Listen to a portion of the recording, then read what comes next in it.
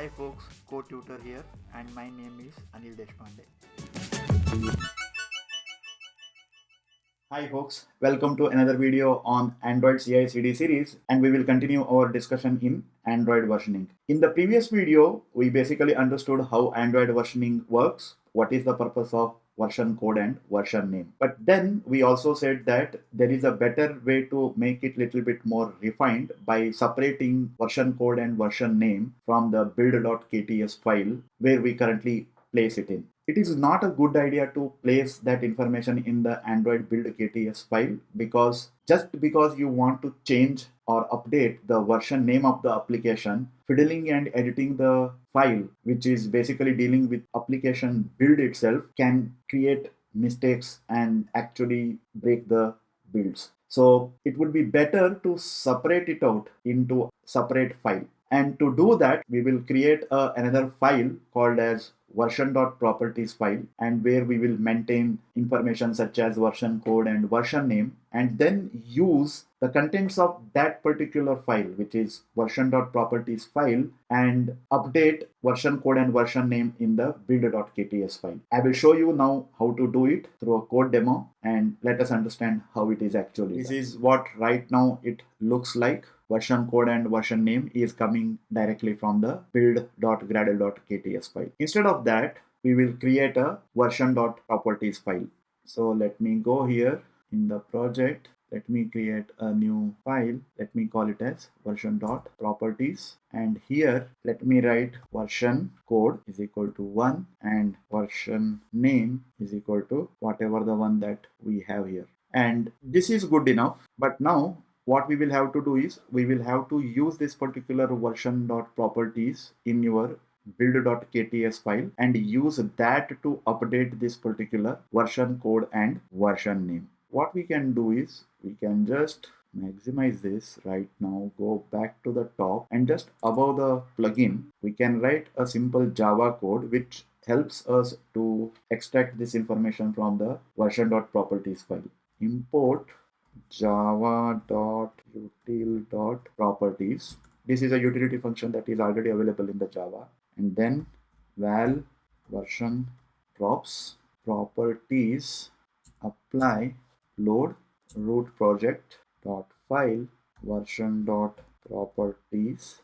So I am basically telling to load the information that is available at the root of the project, and the name of the file is version.properties, and then input string, and that should give me the things in the version props. And now I can use that to initialize this version code. So how will I initialize the version code?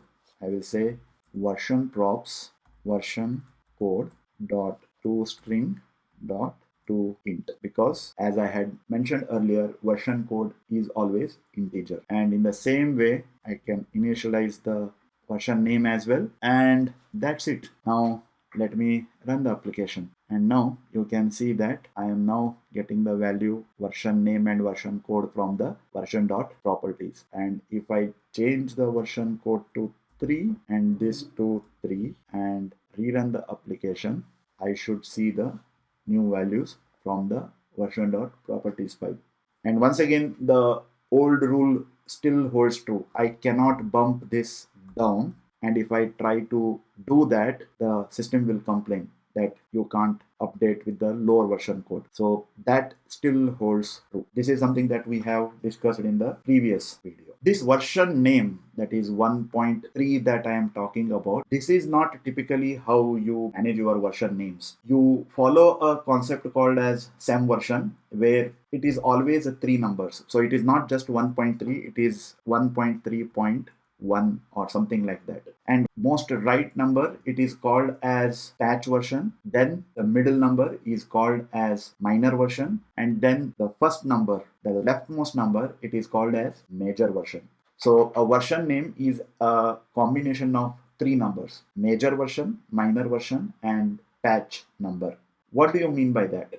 Patch number, it is basically bumped up whenever you fix the bugs. There are no new features and there are no breaking changes. That is when you bump up the patch number.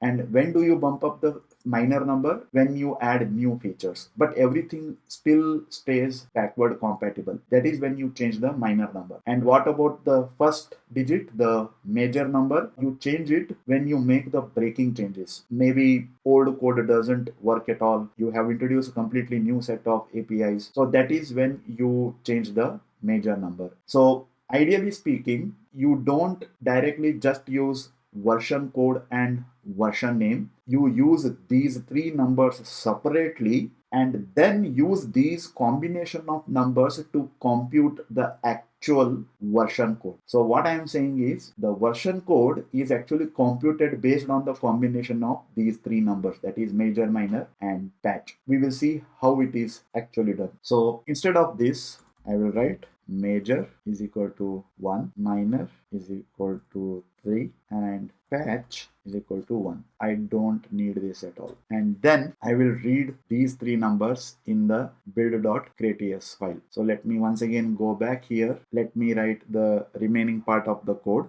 I will write val major is equal to version props major dot to string dot to int, and in the same way I can do the remaining things as well. So minor patch, and then version name will be combination of this major, minor and patch. So it will be something like major dot minor dot patch.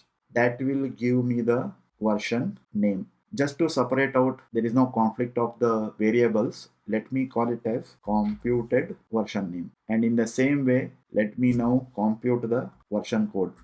Computed version code. And here, what we will do is we will compute an integer number which is derived from these three numbers. And since it is an integer, as long as it gets bumped up, it doesn't really matter how big the number is. It could be 1000, it could be lakhs. So what I will do is I will write major multiplied by 10,000 plus minor multiplied by hundreds and then finally patch. And that should give me the computed version code. And now let me come down here. Let me update this. Instead of using this version code, I will use computed version code. And here in the version name, I will use computed version name. And that's it. And now let me run this. I can see there is a problem here.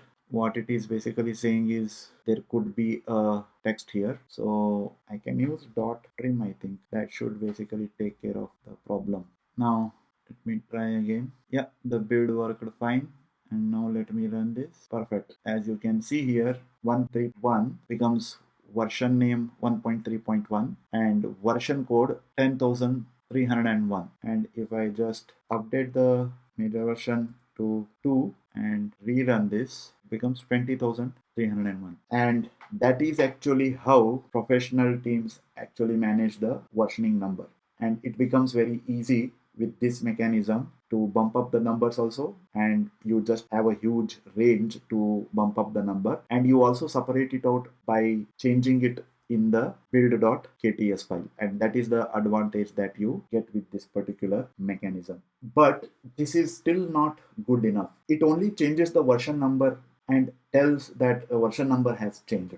It doesn't really tell from where this particular version number is coming from. Let's assume that you have a testing team and a development team, and you release a build to the testing team and the version number gets updated. On a particular version itself, you might be releasing multiple applications with a different updated code changes. The version number and version name might still be same, but how to really figure out from which actual commit the code is being given for the QA or is actually going for the release. So what we really need is a very good mechanism to map the version number and version code to a particular thing in the Git commits. And in the next video, we will see how to actually do it. So stay tuned for the next video. That brings us to the end of this particular video. Don't forget to like, comment, share the video and subscribe to the channel. Take care. Bye.